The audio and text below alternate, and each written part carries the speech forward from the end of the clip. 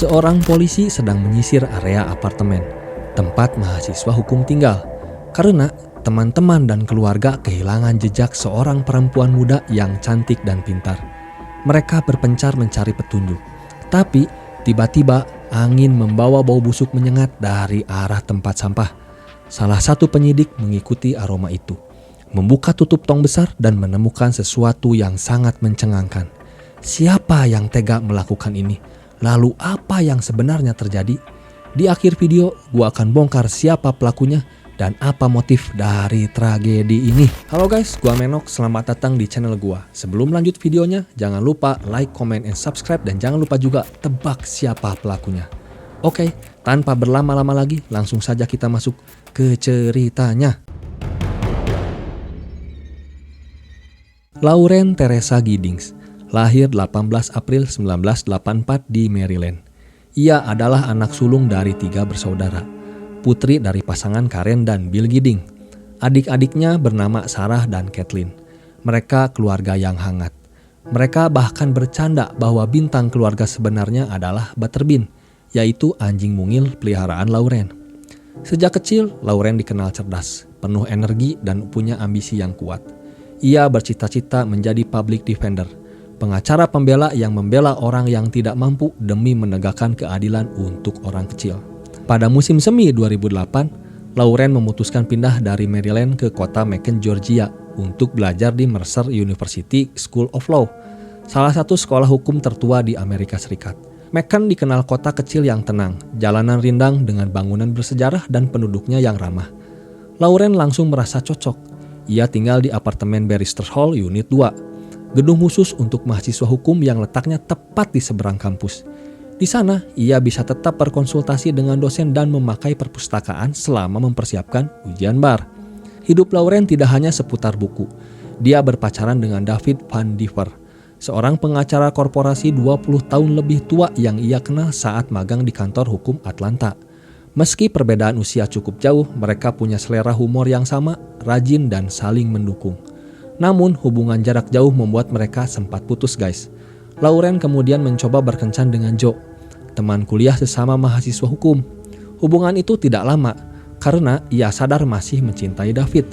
Setelah beberapa bulan, Lauren putus dari Joe dan kembali fokus pada David sambil menjaga hubungan persahabatan dengan Joe. Pada Mei 2011, Lauren lulus dari Mercer University bersama teman-temannya. Ia hadir bersama keluarga, pacarnya dan tentu saja Butterbean. Saat itu ia sedang bersiap menghadapi ujian bar untuk mendapatkan lisensi pengacara. Setelah wisuda, ia menghadiri pesta pernikahan adiknya, yaitu Kathleen di Maryland. Setelah acara keluarga selesai, Lauren bilang kepada semua orang bahwa ia akan menyepi di apartemennya untuk belajar. Tidak akan terlalu aktif menjawab pesan atau telepon. Ia mengirimkan email massal ke teman-temannya. Hey guys, aku mau fokus belajar bar exam. Jangan tersinggung kalau aku nggak balas pesan. Ini wajar banget guys bagi mahasiswa yang sedang mempersiapkan ujian besar. Selain belajar, Lauren aktif mengikuti berbagai organisasi kampus. Ia menjabat sebagai Presiden Federalist Society di kampus, organisasi diskusi hukum. Sementara teman satu kelasnya, Stephen McDaniel, menjadi wakil presiden. Walaupun berada di organisasi yang sama, sifat mereka berbeda jauh. Lauren dikenal periang, mudah bergaul, selalu memakai baju pink cerah dan membawa Butterbean ke kelas. Ia rajin ikut gereja, senang jogging, dan suka membantu orang lain. Seluruh teman mengaguminya. Ia juga rukun dengan keluarganya, sering berbagi cerita dengan adik dan orang tua. Bagi mereka, Lauren bukan hanya anak atau kakak, tetapi sahabat. Namun, di balik kesibukan itu, Lauren mulai curiga sesuatu tak beres. Ia pernah mengeluh kepada Kathleen bahwa ketika pulang ke apartemen, ada perasaan seperti yang mengutak-atik barang. Beberapa benda berpindah tempat, padahal tidak ada tanda masuk paksa. Lauren merasa seperti diawasi, tapi dia tidak punya bukti. Jadi ia hanya menulis perasaan itu dalam email kepada David. Kecurigaan kecil ini kelak terbukti menjadi petunjuk penting. Sekarang kita masuk ke momen krusial guys. Pada Jumat malam 24 Juni 2011, Lauren merayakan kelulusan bersama teman-temannya di bar lokal. Mereka bersenang-senang sebelum mulai belajar bar exam. Setelah pesta, Lauren dan sahabatnya Ashley ikut ke apartemen Joe, mantan pacar Lauren, untuk lanjut ngobrol. Menurut Joe, Lauren menginap di sana dan keesokan paginya ia pergi ke kolam renang di klub negara. Dari catatan transaksi, kartu bank menunjukkan Lauren berada di kolam renang dan sekitar pukul 6 sore membeli makanan di restoran Zaxby's. Inilah rekaman video terakhir yang menampilkannya hidup. Pada Sabtu malam, sekitar pukul 10 malam, Lauren mengirim email kepada David berisi keluhan bahwa seseorang mencoba masuk ke apartemennya malam sebelumnya. Email itu membuat David khawatir, tetapi ia berusaha menenangkan Lauren, mengira itu hanya kenakalan remaja atau perasaan cemas karena ia terlalu lama belajar. Lauren sendiri berencana pindah dari apartemen itu ke Atlanta untuk tinggal bersama David, dengan jadwal pindahan tanggal 30 Juni 2011. Setelah email itu, Lauren tak lagi aktif. Hari Minggu, Senin, sampai Rabu 29 Juni, teman-teman dan keluarganya tak menerima balasan pesan. Namun, karena ia pernah berkata ingin fokus, mereka mencoba memahami guys. Pada Rabu malam, Kathleen yang sedang bulan madu mulai cemas karena Lauren tak merespon foto pernikahannya. Ia menelepon sahabat Lauren lainnya, Kathy dan Ashley, untuk meminta mereka mengecek. Ashley dan pacarnya datang ke Bristol Hall. Mobil Lauren masih terparkir.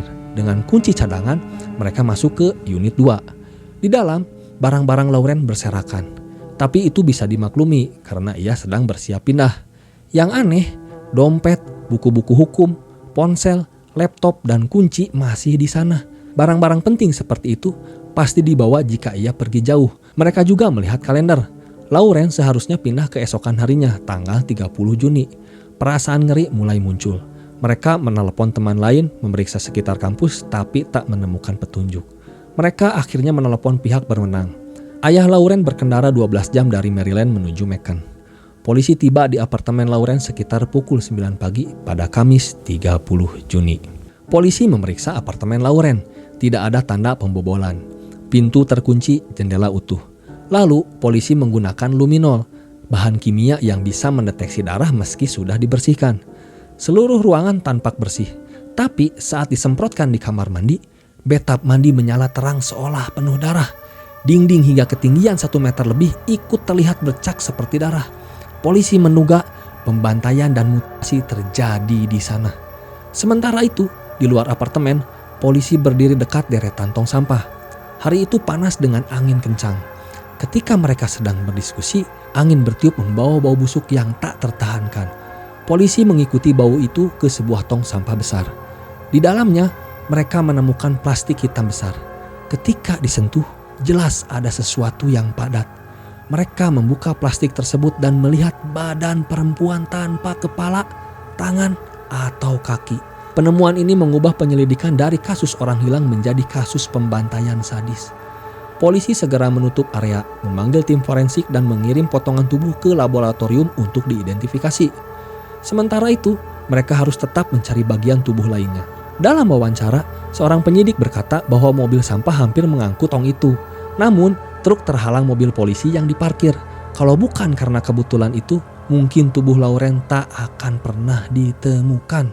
Penemuan potongan daging membuat pencarian berubah drastis. Polisi Kota Macon meminta bantuan Biro Investigasi Negara Bagian, FBI, dan unit pencarian khusus.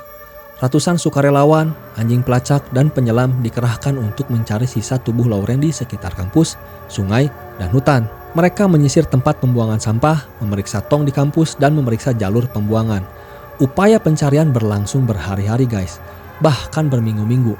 Namun hasilnya nihil. Bagian tubuh lain tak pernah ditemukan. Titik balik utama dalam penyelidikan adalah fokus ke orang-orang di sekitar korban. Polisi mewawancarai pacar Lauren, David, yang sedang di California mengikuti turnamen golf. Alibinya kuat, ia berada ribuan kilometer saat tragedi terjadi. Mantan pacar, Joe, juga diperiksa dan dinyatakan tidak terlibat. Lalu polisi memeriksa tetangga, termasuk pria bernama Stephen McDaniel, mahasiswa hukum 25 tahun yang tinggal di unit 4, tepat di sebelah apartemen Lauren. Hasil tes DNA memastikan bahwa batang tubuh yang ditemukan adalah Lauren Giddings. Keluarga menerima kabar itu dengan hancur. Mereka datang ke Macon untuk membawa pulang jasad putri mereka. Namun, hanya bagian tubuh yang bisa disemayamkan. Kepala, lengan, dan kaki Lauren tak pernah ditemukan. Gereja Saint Mary of the Mills di Maryland dipenuhi ratusan pelayat yang menggunakan pakaian pink, warna favorit Lauren. Ayahnya, Bill, berkata bahwa Lauren adalah anak yang baik dan bersemangat. Kehilangan ini seperti mimpi buruk. Ibunya, Karen, menahan tangis saat mengatakan bahwa putrinya bercita-cita memperjuangkan keadilan bagi orang lain. Prosesi pemakaman pun berlangsung penuh haru, dengan Butterbean duduk diam di dekat peti. Kepergian Lauren mengguncang komunitas Mercer University. Teman-teman kampus menyalakan lilin, menempel foto, dan meninggalkan pesan duka. Mereka kehilangan sahabat yang selalu membawa keceriaan. Banyak yang marah karena pelaku seolah memotong masa depan cerah seseorang. Di tengah duka, keluarga dan teman Lauren bersumpah untuk mencari keadilan. Polisi memulai analisis forensik yang sistematis. Selain luminol di kamar mandi, mereka menemukan bekas gesekan gergaji pada bak mandi. Ini menunjukkan korban dipotong dengan alat tajam seperti gergaji. Bukti lain segera ditemukan. Di kamar apartemen kosong lantai bawah, ada lemari es dengan noda darah yang cocok dengan DNA Lauren. Diduga pelaku sementara menyimpan batang tubuh di lemari es itu sebelum membuangnya. Penyelidikan kemudian beralih ke orang-orang di sekitar Barristers Hall. Semua penghuni setuju apartemen mereka diperiksa dengan anjing pelacak. Hanya satu orang yang semula menolak, yaitu Stephen McDaniel. Ia berdalih, "Ini naluri saya sebagai calon pengacara. Saya ingin melindungi privasi saya." Namun akhirnya ia mengizinkan, tetapi hanya tur singkat ditemani dirinya. Anjing pencari mayat menunjukkan aroma mayat di kamar tidur dan kamar mandi unit McDaniel serta di apartemen Lauren. Ini membuat polisi curiga. Di dalam apartemen McDaniel, polisi menemukan hal-hal mencurigakan. Makanan kaleng menumpuk, perlengkapan survival, masker, sarung tangan, dan berbagai sajam. Di dalam lemari, mereka menemukan kemasan gergaji merek Stanley, sama dengan alat yang digunakan memotong Lauren. Mereka juga menemukan pakaian dalam perempuan dengan DNA Lauren, serta flashdisk berisi foto Lauren yang diambil secara diam-diam. Yang paling mengejutkan, dalam laci terdapat 2 kunci. 1 kunci master yang bisa membuka semua pintu di kompleks dan 1 kunci duplikat yang cocok dengan pintu apartemen Lauren. Kunci master itu diduga dicuri dari petugas pemeliharaan. Polisi juga menemukan flashdisk berisi gambar dan video anak di bawah umur. McDaniel ternyata menyimpan materi film wik-wik anak. Hard drive komputernya menunjukkan pencarian obsesif tentang Lauren, video sadis, dan blog yang membahas fantasi membunuh dan memutasi seseorang. Bahkan ditemukan video dirinya menggunakan tongkat panjang dengan kamera untuk mengintip jendela Lauren pada malam sebelum tragedi terjadi.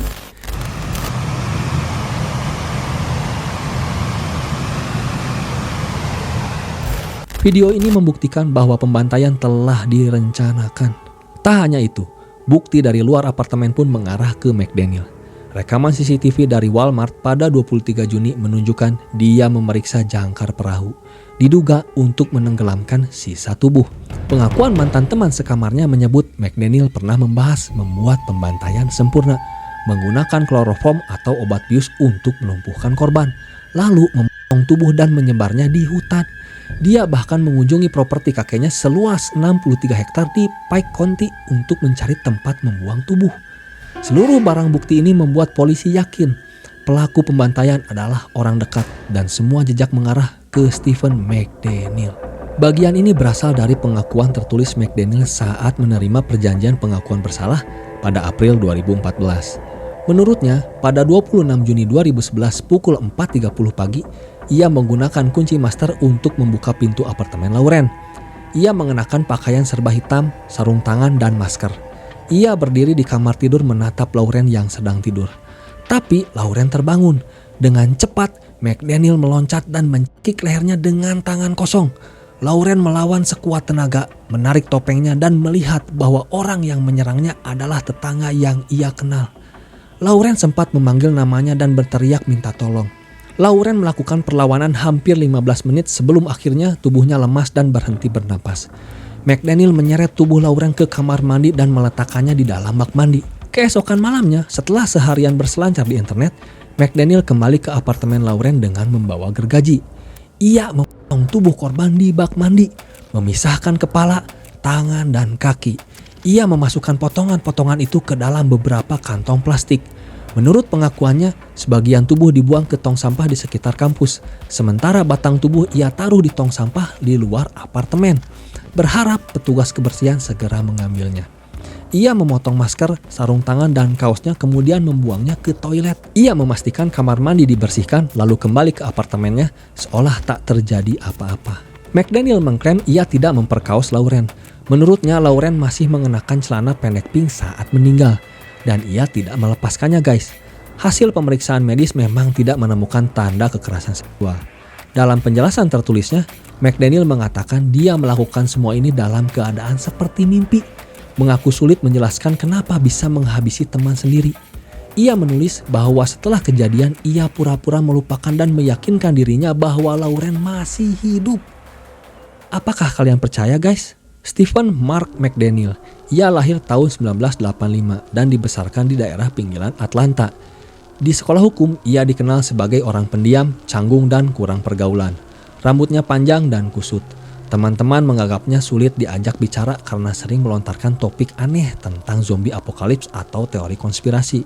Beberapa teman kuliah bahkan menghindarinya karena ia suka menantang orang untuk berdiskusi soal bagaimana melakukan pembantaian sempurna. Dalam pemilihan internal, ia pernah terpilih sebagai mahasiswa yang kemungkinan akan terkenal. Namun bukan karena prestasinya, melainkan keanehannya. McDaniel tinggal di unit 4 Barrister Hall sejak 2008, tepat di sebelah Lauren. Lauren yang terbiasa bersikap ramah pernah memperkenalkan McDaniel kepada ibunya, Karen, dan berusaha menjadi teman. Namun McDaniel menanggapi dengan cara yang membuat banyak orang tidak nyaman. Dia pernah beberapa kali mengajak Lauren kencan, tapi ditolak. Setelah ditolak, ia tetap sering berdiri di lorong, memperhatikan Lauren pulang atau pergi. Dalam email pada 2008, Lauren menulis kepada David bahwa McDaniel memberinya sting eye atau tatapan sinis di kelas dan seolah ingin menjatuhkannya. Ia merasa McDaniel mengincarnya. Obsesi McDaniel semakin jelas setelah polisi menyita komputernya. Ada ratusan pencarian di internet tentang Lauren, foto-foto dirinya dan video mengintip secara diam-diam. Ia menulis blog tentang fantasi memperkaos, membantai dan memutasi perempuan. Ada pula postingan yang diduga miliknya di forum gelap yang menceritakan skenario fiksi. Seorang mahasiswa hukum menghabisi tetangganya, membuat minuman bercampur obat tidur, kemudian memutasi dan memakan bagian tubuhnya, lalu pura-pura sedih di TV. Meski keaslian postingan ini pernah diperdebatkan, namun isinya mencerminkan imajinasi keji seseorang yang terobsesi. Selain itu, McDaniel dikenal sebagai survivalist, menyimpan stok makanan dan minuman di apartemennya. Ia suka bermain game strategi dan menonton film horor. Ia pernah berkata kepada teman sekamar bahwa ia tidak punya hati nurani dan ingin merasakan kekuasaan atas hidup seseorang. Bahkan membuat ia tak akan pernah tertangkap. Ia juga mempelajari cara membuat kloroform atau obat bius dengan mengumpulkan bahan seperti pemutih. Semua itu menunjukkan bahwa kejahatan yang dilakukan bukan spontan, melainkan hasil perencanaan panjang. Setelah penemuan batang tubuh dan bukti forensik, polisi fokus pada McDaniel. Salah satu alasan adalah reaksi anehnya saat diwawancarai oleh stasiun televisi WGXA. Dalam wawancara tersebut, jurnalis mengatakan bahwa polisi baru saja menemukan jasad di tempat sampah. McDaniel tampak kaget, langsung duduk di tanah dan menahan kepala, lalu menatap kosong ke kejauhan. We don't know if this is the same person. You know what I mean? Like they took out a body there earlier. We don't know if it's the same person or not. So that's how we're trying to ask people if they know who lived there. Are you okay, sir? I think I need to sit down. Okay.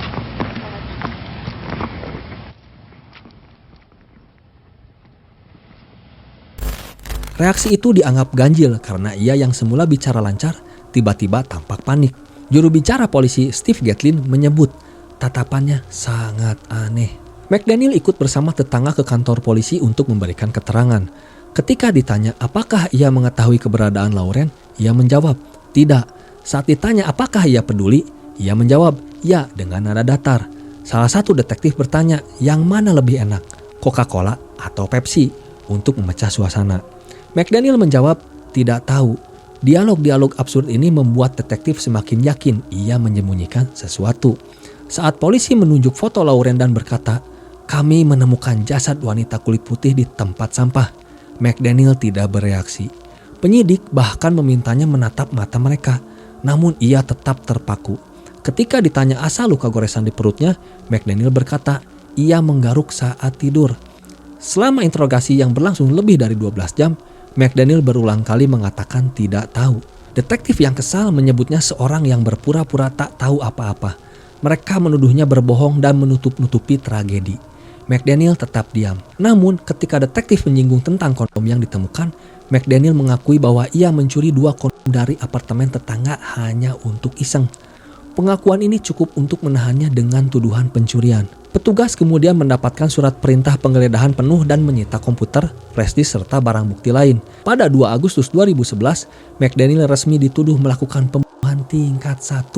Motif McDaniel diyakini berasal dari obsesi dan hasrat mengendalikan orang lain. Ia memendam kemarahan karena kesepian, merasa dirinya paling pintar namun tak pernah memiliki kekasih. Dalam pengakuannya, ia mengatakan bahwa ia iri melihat Lauren yang ceria dan dicintai banyak orang. Obsesinya berubah menjadi keinginan untuk memiliki dan menghancurkan. Jaksa David Cook menyebut McDaniel punya ketertarikan terhadap film wik-wik sadis, pembantaian, penyiksaan, dan mutilasi. Baginya, menghabisi Lauren adalah upaya mewujudkan pembantaian sempurna. Setelah ditangkap, McDaniel awalnya mengaku tidak bersalah. Ia bahkan menunjuk pengacara dari kantor pembela publik. Majelis juri penuntut kemudian mendakwa McDaniel atas 1 tuduhan pembunuhan dan 30 tuduhan eksploitasi seksual anak karena materi di komputernya. Jaksa sempat mempertimbangkan hukuman mati, tetapi keluarga Lauren keberatan karena Lauren semasa hidup menolak hukuman mati. Pengacara pembela juga mencoba membangun teori bahwa polisi menjebak McDaniel dan menanam barang bukti. Namun, bukti digital, video mengintip, dan catatan pencarian internet terlalu kuat. Menjelang persidangan pada April 2014, jaksa menawarkan perjanjian. Jika McDaniel mengaku bersalah dan menulis pengakuan lengkap, tuduhan tambahan akan ditarik dan ia akan dijatuhi hukuman seumur hidup dengan kemungkinan pembebasan bersyarat setelah 30 tahun. McDaniel akhirnya setuju. Dalam pernyataan tertulis, ia merinci bagaimana ia menghabisi Lauren, memutilasi tubuhnya, dan membuang sisa tubuh. Ia mengaku menonton Lauren tidur, menunggu saat yang tepat, lalu mencekiknya hingga tewas. Pengakuan ini menjawab pertanyaan yang menghantui keluarga selama hampir 3 tahun. Pada sidang di pengadilan Macon, hakim memvonis McDaniel hukuman seumur hidup dengan kemungkinan pembebasan bersyarat pada 2041. Jaksa menghapus tuduhan perampokan dan 30 tuduhan eksploitasi anak sebagai bagian dari kesepakatan. Keluarga korban memberikan pernyataan pedih. Ibunya berkata, "Lauren adalah cahaya kami dan kalian merenggutnya." Ayahnya menatap McDaniel dan berkata, "Kami berharap kamu hidup lama, menderita, dan setiap hari di penjara kamu mengingat apa yang kamu lakukan." Sampai hari ini, sisa tubuh Lauren, kepala, tangan, kaki tidak pernah ditemukan. McDaniel menolak memberitahu lokasi dan seperti yang dikatakan orang tuanya dalam gugatan perdata, ia menolak menunjukkan rasa bersalah dan berusaha tetap lolos.